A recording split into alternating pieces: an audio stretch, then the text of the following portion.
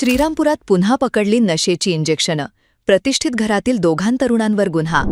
श्रीरामपूर शहरातील मध्यवस्तीत असणाऱ्या थत्ते ग्राउंड आणि उत्सवमंगल कार्यालय परिसरात दोघा तरुणांना गुंगीकारक मेफेटर्मिन नावाच्या 55 इंजेक्शनच्या बाटल्यांसह पोलिसांनी पकडले असून एकाकडून 50 तर दुसऱ्याकडून 5 या गुंगीकारक इंजेक्शनच्या बाटल्या जप्त करण्यात आल्या असून दोघा तरुणांवर गुन्हा दाखल करण्यात आला आहे.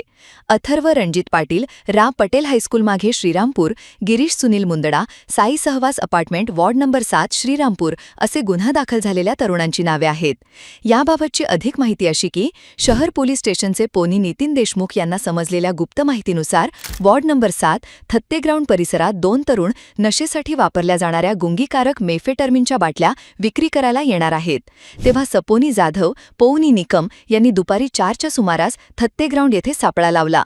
4:15च्या सुमारास वर्णन केलेल्या कपड्यांमध्ये एक तरुण त्या ठिकाणी आला तेव्हा पोलिसांनी त्याला अडवले व त्याचे नाव विचारले असता त्याने अथर्व रणजित पाटील, राहणार पटेल हायस्कूल मागे वॉर्ड नंबर 7 श्रीरामपूर असे सांगितले.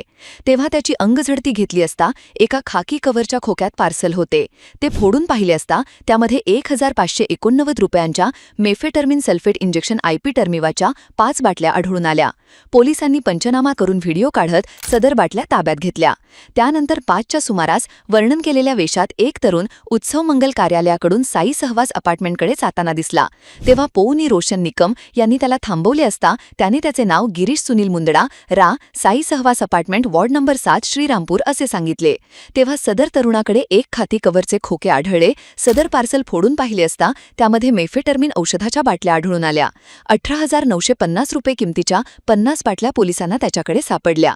सदर इंजेक्शन हे डॉक्टरांच्या चिठ्ठीशिवाय विक्री करता येत नाही. हे इंजेक्शन कारक, अपायकारक व गुंगीकारक असल्याने त्यापासून आरोग्यास धोका व जीवितास हानी होऊ शकते हे माहीत असून सदर इंजेक्शन स्वतःच्या ताब्यात बाळगले म्हणून अथर्व रणजित पाटील व गिरीश सुनील मुंदडा या दोघांविरुद्ध शहर पोलिसात गुन्हा दाखल करण्यात आला आहे. पुढील तपास श्रीरामपूर शहर पोलीस करीत आहेत. ताज्या बातम्यांसाठी जय बाबा न्यूजला लाईक करा, सबस्क्राईब करा, फॉलो करा, शेअर करा. जय बाबा.